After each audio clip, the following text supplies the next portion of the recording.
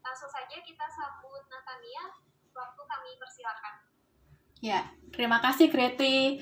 Halo semua, saya Natania Dewi dari DTS Semarang. Ya, pekerjaan saya ini di dunia digital marketer, biasanya sih di bagian yang advertiser, lebih tepatnya yang ngutak-ngatik Instagram, Facebook, yang biasanya kalau kalian nge-scroll di Instagram ada tulisan sponsor, nah yang di sana itu. Dan content creator. Hari ini saya mau bawa suatu tema, tips praktis menang dari krisis dengan perubahan model bisnis. Nah, model bisnisnya ini nih yang seru karena dia bisa dari online ke offline atau kebalikannya.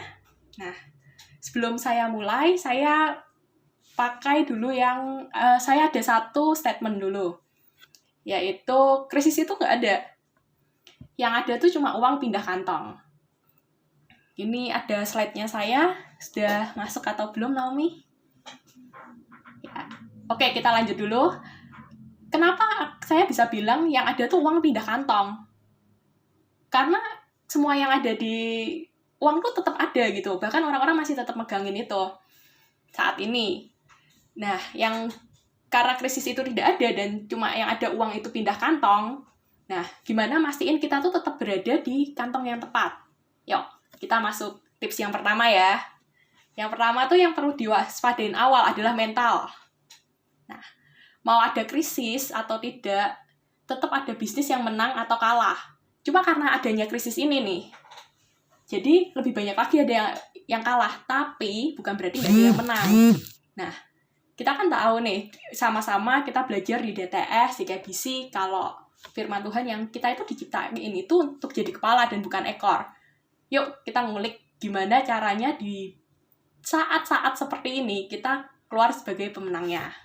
Nah, yang kedua tips saya adalah switch model bisnis. Nah, buat yang model bisnisnya lagi naik sekarang, bersyukurlah banget. Kenapa? Dan pertahanin ombak ya. Kayak masker, herbal, itu kan semua lagi naik-naiknya nih. Nah, itu yang menariknya di bagian gimana mertahanin ombak setelah COVID ini. Nih, yang menarik di herbal. Awalnya itu herbal kan sudah ada. Itu untuk kesehatan. Dengan adanya pandemik ini, jadi kayak minum jamu ini, minum herbal ini, biar kamu bisa jadi lebih sehat lagi. Kedepannya, caranya bertahan di ombaknya dari yang jualan herbal itu adalah gimana buat herbal itu menjadi sesuatu yang fun, yang enak, yang happy orang kalau konsumsinya. Ya, bisa jadi kayak temulawak dicampur yogurt atau dicampur sesuatu yang fun gitu dari yang herbal yang kita taunya jamu pahit yang ya oke lah sekarang makan karena harus sehat, jadi kayak sesuatu yang fun. Nah, di bagian sana itu. Nah, sekarang kita ngomongin yang bisnis yang turun ya. Ini gimana nih kalau bisnisnya yang turun nih? Yuk, ubah angle marketingnya. Kalian tahu nggak kalau Instagram itu tuh juga ngubah bisnis modelnya loh. Kayak yang awalnya mereka kan jual lokasi. Kayak orang lagi ngafe di mana, terus mereka kan sering kan tag lokasinya. Nah, awalnya tuh dia jualan di sana. Tapi setelah dilihat behaviornya penggunanya, lebih banyak orang-orang yang malah pakai filter. Berubahlah dia ke arah sana langsung tuh, berbondong-bondong, orang-orangnya Instagram langsung, udah buat filter aja gitu. Nah, seperti yang kita tahu beberapa waktu yang lalu itu kan juga ada beberapa apps yang nggak berubah, dia tetap main di lokasi. Nah, dampaknya sekarang ya kita bisa lihat sendiri nih. Lalu ada lagi nih kasus menarik banget nih, baju. Nih momen lebaran kan biasanya banyak banget kan yang baju itu udah langsung kayak wah panen banget sih. Nah, dengan adanya COVID ini malahan dia turun. Nah, kalau dia pakai angle-nya orang pakai baju to be seen, untuk dilihat, sekarang loh kita kemana-mana tinggal nge-zoom, tinggal Google Hangout gitu, ini mau pakai daster, mau pakai apa kan sebenarnya nggak kelihatan orang banget kan.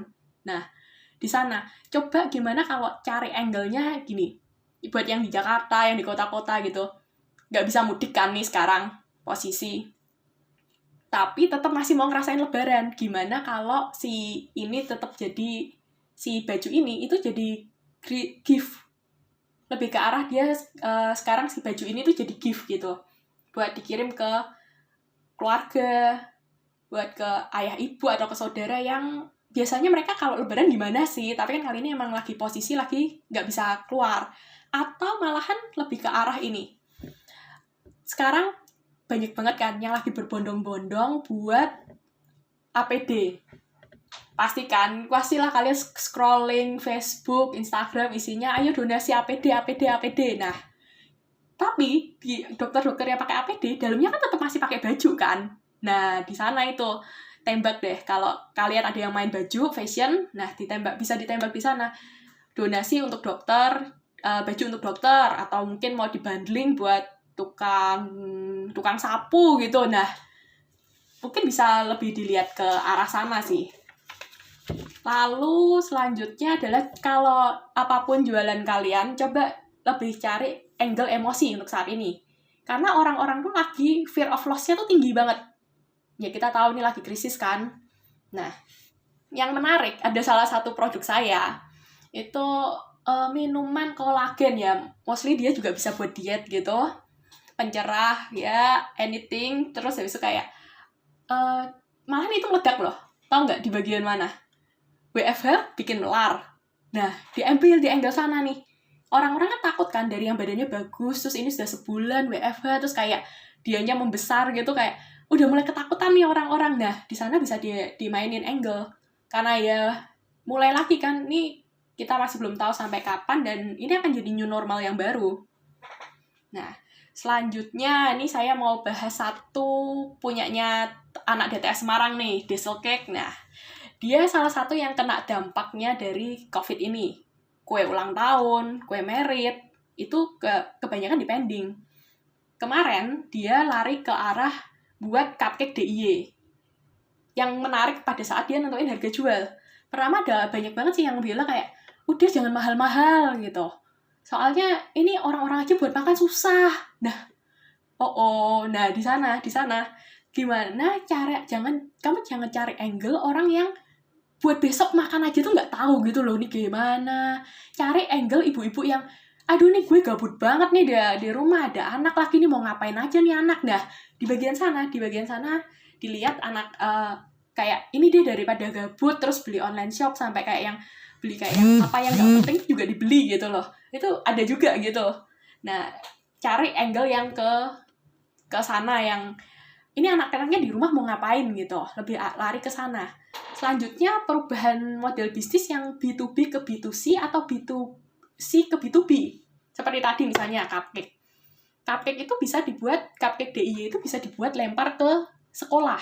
Itu malahan langsung kan dapat masanya banyak gitu. Satu kelas itu ada berapa anak, dan kayak buat kurikulum baru gitu. Hari ini kita ngias cupcake DIY buat kurikulum hari ini. Nah, itu kan kayak sesuatu angle lain yang sangat menyenangkan, karena sebelumnya dari yang cupcake, kue tart itu kan langsung ke end user kan, biasanya personal touch-nya mereka gitu. Itu dilariin dari yang B2C ke B2B. Nah, begitu juga yang dari B2B ke B2C. Saya ada yang pangan Horeca. Nah, dia biasanya kayak yang daging, ayam gitu untuk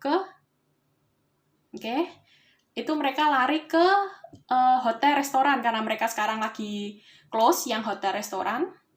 Nah, mereka dilariin ke arah konsumen. Jadi kayak gimana kamu langsung beli ayam langsung 1 ekor, atau beli daging yang sirloin atau steak yang udah dipotong-potong. Kan ini kan salah satu skill yang nggak tahu ya, kalau saya yang jadi work from home nih sekarang jadi kayak rajin masak, rajin nyoba resep gitu. Nah, di sana tuh kita bisa mainin. Nah, karena selanjutnya adalah langsung ya, ini kesimpulan 3 tips and trick dari saya untuk menang dari krisis ini. Yang pertama adalah, nah ini slide-nya. Ya, yang pertama adalah punya mindset menang. Saya beneran deh, kalau udah panik duluan, udah kacau, udah mau mikir apa, mau ini bisnis plan mau kemana, model bisnisnya mau kemana, itu udah buyar duluan. Jadi kayak setiap game, setiap market, setiap bisnis ada krisis atau enggak, ada yang menang, ada yang kalah. Gimana kita bisa memastikan kalau kita itu menang di sini? Nah, di bagian sana itu. Lalu yang kedua adalah switch model bisnis. buat yang masih berselancar di atas, mau atau seperti yang herbal, masker itu, maupun yang lagi, kalau yang masih berselancar di atas, ini gimana caranya nanti mempertahankan ombak setelah badai ini ya. Lalu yang selanjutnya buat yang merintis. Nah, ini nih, ada beberapa temen yang dia diliburkan oleh perusahaannya dan mulai buat bisnis-bisnis baru. Nah, di sana sebenarnya ini tuh kesempatan loh. Lucu ya, kenapa ini bisa jadi kesempatan? Karena ini tuh semua bisnis ini mau besar, mau kecil, dulu caranya buat bisnis yang besar gimana? Kamu punya tempat lokasi yang strategis, kamu punya pelayanan yang karyawati yang cepet atau apa ya. Sekarang ini tuh karena masa krisis ini, semua kartu itu kayak dikocok ulang. Jadi mau yang besar, mau yang kecil itu kayak dapat kesempatan yang sama. Jadi yang besar gimana caranya dia bisa cepat gercep masuk ke lini-lini bisnis yang kecil, ke end user langsung gitu. Dan yang kecil yang, ayo gimana caranya mereka lebih cepat, lebih mudah berubah untuk switch model bisnisnya itu untuk, ayo masuk ke melayani dengan lebih baik. Yuk, apa yang perlu diubah langsung cepat-cepat diubah gitu. Nah, lalu yang ketiga, lihat angle bisnis yang berbeda. Jadi kayak yang tadi saya lihat yang kasih contoh yang B2B jadi B2C atau B2C jadi B2B. Nah, itu kita tuh jadi kayak dipaksa gitu loh untuk menjadi lebih kreatif. Nah, baiknya kita tuh nggak tahu krisisnya ini tuh sampai kapan.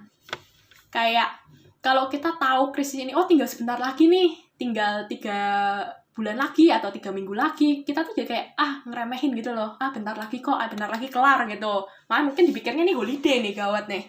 Nah, lalu yang kalau misalkannya kita tahu nih krisis masih lama, ya lemes deh, masih 2 tahun lagi gitu, aduh tuh lemes banget deh. Nah, coba deh kita ayo bareng-bareng buat kayak, ayo hidup di now, sekarang. Nggak mikirin kejayaan yang masa lalu atau terlalu mikir yang kedepannya gimana. Ayo kita mikirin sekarang apa yang bisa kita buat, apa yang bisa kita lakuin. Nah, hidup di now yang sekarang. Ini closing statement cerita dari saya dapat dari YouTube nih, bagus banget. Ya, yang terakhir slide-nya itu tentang sungai opportunity. Nah, ada air sungai itu kan biasanya dari mata air pegunungan kan, di atas gitu, yang airnya bersih, jernih gitu. Lalu dia turun, air kan dari atas turun ke bawah gitu kan, dia mau cari laut, mau nyari danau gitu. Suatu kali sungai yang dari atas gunung itu turun, mereka tuh sampai ke padang pasir. Nah, di padang pasir tuh berhenti nih aliran sungainya. Lalu ketemulah dia sama si pasir. Terus habis itu dia omongin, kamu mau kemana? Si sungainya ini bilang, aku mau ke laut, tapi aku nggak bisa ngelewatin kamu. Nah, si pasir ngomong, aku bisa loh bawa kamu ke laut. Caranya, tapi kamu harus berubah wujud. Kamu harus jadi uap dulu, dari uap kamu harus jadi awan. Nah, dari awan itu baru kamu nanti sampai ke laut. Nah, di bagian sana nih, dia gimana caranya yang mau berubah, aliran sungai yang mau berubah, dia ikutin caranya, dia langsung naik, dia langsung berubah jadi uap, jadi awan, lalu turun deh ke laut, ke danau, ke wadah yang lebih besar, sama-sama air nih. Dan yang nggak nurut ya dia tembus tuh ke padang pasir, padang gurun. Nah, kita sendiri bisa memproyeksi apa yang akan terjadi di sana. Nah, kurva ekonomi setelah krisis ini pasti meningkat. Dari banyak sumber-sumber data ekonomi, setelah ini pasti meningkat kurva ekonominya. Karena kalau kita nggak berubah itu mati. Di bagian sana sih. Jadi bisnis saya itu mengaruniakan nih, karena saya sangat senang ya di dunia ini untuk melihat banyak angle-angle bisnis. Jadi kayak kedepannya kalau misalkannya ada yang masih mau tanya-tanya, masih ada yang mau japri gitu, saya sangat welcome untuk dihubungin. Sekian dari saya, terima kasih.